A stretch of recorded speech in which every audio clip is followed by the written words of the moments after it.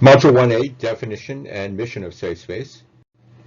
From December to March, Safe Space partners with local churches to provide nighttime shelter for 50 to 60 homeless guests each night. Safe Space is a low-barrier shelter, that is, come as you are. We don't require alcohol or drug testing, we allow pets, we don't do criminal background checks. But come as you are does not mean act as you want. Guests must agree to follow the rules, that is, to be a good guest. They must give up personal property for the night, including alcohol, illegal drugs, weapons. The need for this shelter is pretty obvious to those of us who've done it in the past.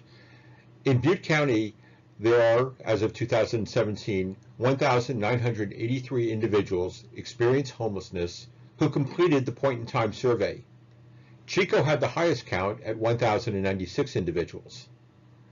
Of those, 747 people reported that they spent the night in a place not meant for human habitation, that is, outside on the street.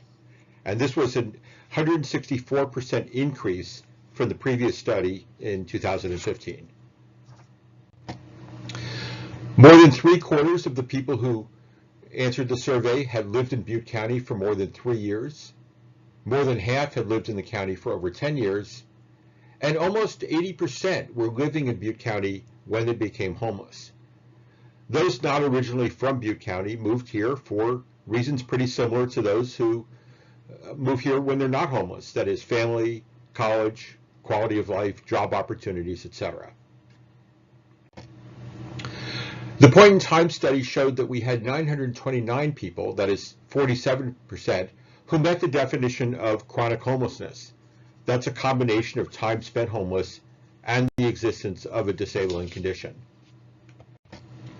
There are many causes of homelessness. The top two are family crisis or employment and financial problems.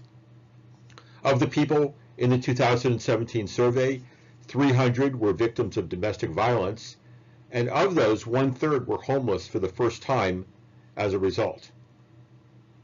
There were 137 veterans, and 1/3 of those who were unsheltered have some physical disability or PTSD. Safe Space's mission might simply be said that people shouldn't sleep outside when it's cold and wet. We provide winter shelter and the necessary support services. Our mission, however, does not include feeding outside of the shelter, providing clothing except in limited situations, counseling regarding jobs, permanent housing, etc., or most medical care.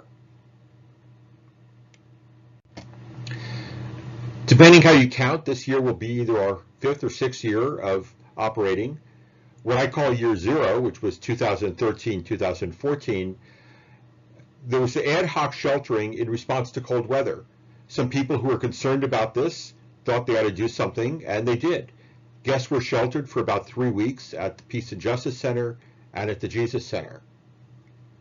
Following that, the people who had organized the year started trying to organize a better response next year. This was the first planned operation with community recruiting, and it operated for 8 weeks. In 2015, new churches were added, the first operations plan was developed, the policy manual and position checklist were developed. Sheltering was planned for 14 weeks, but unfortunately was canceled after 12 weeks because of a lack of volunteers and problems at intake. The next year we became more organized and we made it through 12 weeks.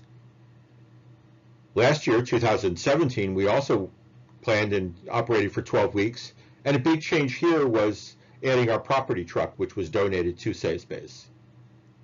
This year, 2018-2019, we became a separate nonprofit corporation spinning off from CHAT. We're purchasing a bus.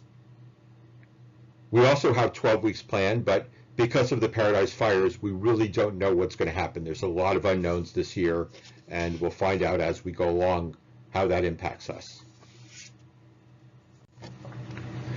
Looking back at last year, as I said, we operated for about 12 weeks. That was 84 consecutive nights. During those 12 weeks, about 350 individuals volunteered for at least one night. Sheltering was provided by 10 local churches and a local organization, and that was for 1 or 2 weeks each. And there was an average cost of about $3 per guest per night, plus lots of in-kind donations. Over the 12 weeks, we sheltered 232 separate individuals. That accounts for 4,941 guest nights, and that's an average of 59 guests per night. However, we turned away 403 potential guests, an average about 5 per night, because of lack of capacity. One very bad night, we turned away 21 guests who were seeking shelter. Of the people we did shelter, 1/3 were women. That was up from the previous year. 8.8% were military veterans. And the age ranged from very young children to over 70, with a median age of 48.